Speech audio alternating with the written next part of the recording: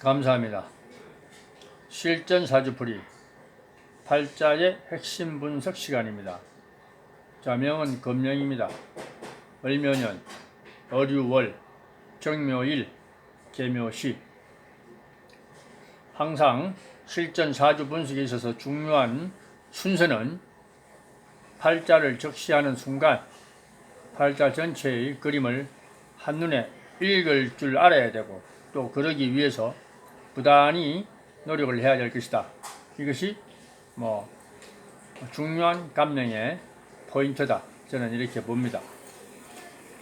물론 그 과정에 있어서는 일간을 보고 월지를 살피고 또 주변 배합 상태를 살펴서 이렇게 숫달을 시켜가야 된다. 이렇게 봅니다. 자, 이 명조도 금방 보이는 것이 정화일간이 묘목과 지지의 묘목과 천간의 을목, 그러니까 한마디로 육친으로는 편인성에 해당하지만 그게 중요한 게 아니라 우리가 기초 이론 논리에 항상 누구나 다 알고 있는 목다화시, 목이 너무 많아도 불이 꺼진다. 그냥 우리가 물상으로는 연기만 펄펄 난다. 이런 얘기들 많이 하죠. 실제 그게 과유불급의 논리 맞습니다.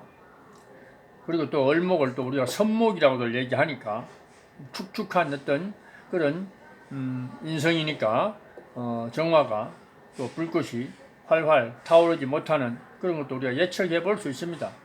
실제 또 임상에서 그런 경우도 또 접하고 있고, 근데 이 명조는 거기다가 또 개수까지 또 시간에 나와 있으니 비마전 또 묘목이라고도 얘기해도 물상으로는 틀리지 않겠죠. 그러나 저는 그렇게 물상은 적절하게 반영하지 오로지 물상으로만 사주를 풀려고 하면 또 그것도 아니다라는 것도 분명히 말씀드립니다.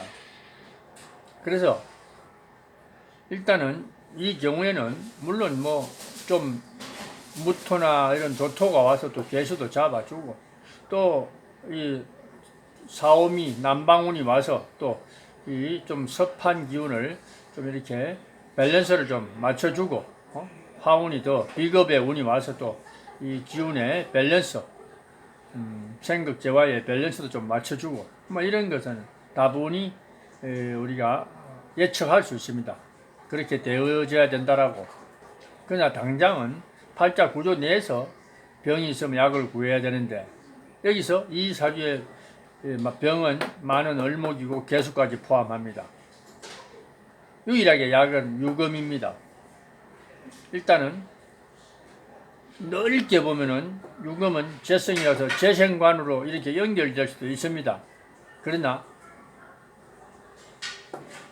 재와 간이 첩신에 있다면 또 한번 생각해 볼 문제지만, 이런 경우는 당령, 사령의 자리에, 격을 잡는 사령의 자리에 유금이 포진되어 있고, 그 다음에 또 힘이 있는 자리에서 유금이 다행히 자리를 잡고 있어서 우리 흔히 말해서 기초이론의 일장당관 군사자복이라고 해서 하나의 장수가 많은 상대방의 적의 무리를 뭔가 척결한다, 이런 논리입니다.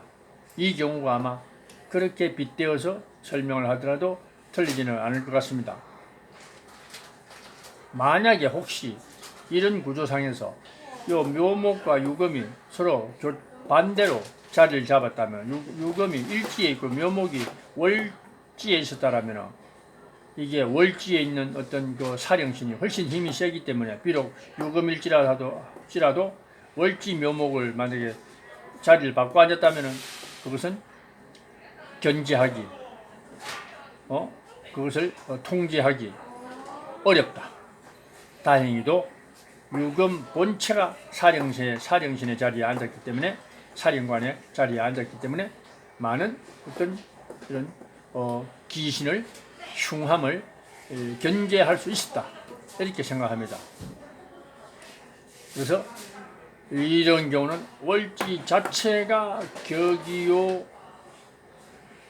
자평명리가 아닌 일반 명리로 봤을 때는 꼭 필연적인 시신 역할, 시용이 될 수 있는 그런 경우에 해당한다, 이렇게 봅니다. 그래서 여기까지는 우리가 논리적으로 합리적으로 이해할 수 있으나, 그러나 실상 이 당사자는 평범한 명은 아닙니다. 이공계 출신으로서 그 분야에서 박사학위까지 받은 사람이고, 그 기술력을 바탕으로 지금 자기 사업도 하고 있는 분이고, 무난히 이끌어가고 있는 그런 분이면서 자기의 동생까지도 챙기려고 하는 그런 어떤 유능함을 가지고 있다라는 거. 여기에서 실제 많은 임상을 해왔지만은도 명조산, 과연 이 정도 명조가 그럴 만한 여력이 있냐라는데 상당히 저 개인적으로 딜레마에 빠진 적이 있습니다. 현재도 마찬가지입니다.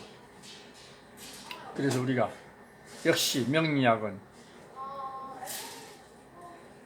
20-30%의 형이상학적인 부분이 충분히 그럴 수 있다는, 형이상학적인 작용이 있다는 것도 늘 이해하면서 또 겸손한 자세로 팔자 분석, 사주 공부에 임해야 되겠다라는 것이 새삼 느끼게 하는 그런 어떻게 보면 교훈을 주는 그런 명조였다, 이렇게 봅니다. 제 개인적인 소견으로는 비록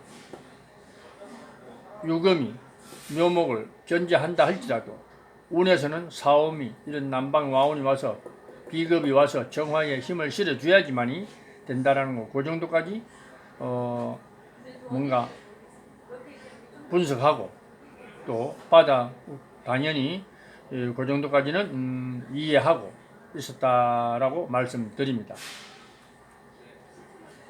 그러나 또 사주 구조가 이렇게 짜여지면 물론 우리가 논리적인 일상적인 논리에도 뭐 그냥 당연히 해당되는 부분도 있습니다. 그것은 뭐 결혼 운이라든가 이런 거겠죠. 그런데 또 마침 이런 구조 때문에 결혼도 뭐 39세 좀 늦은 나이에 결혼을 했고, 묘한 것은 처복이 있다는 사실이, 재성이, 유금이 재성인데 재성이 이 명조에서 일장당관의 그런 역할을 하고 있기 때문에 그런 것도 아마 그렇게 연결되지 않았나 싶습니다. 그래서 항상 팔자 분석을 하면서 어떤 겸손함을 또 잃지 않게 하는 그런 계기를 일깨워준 그런 명조라는 것을 새삼스럽게 다시 한번 말씀드리는 바입니다.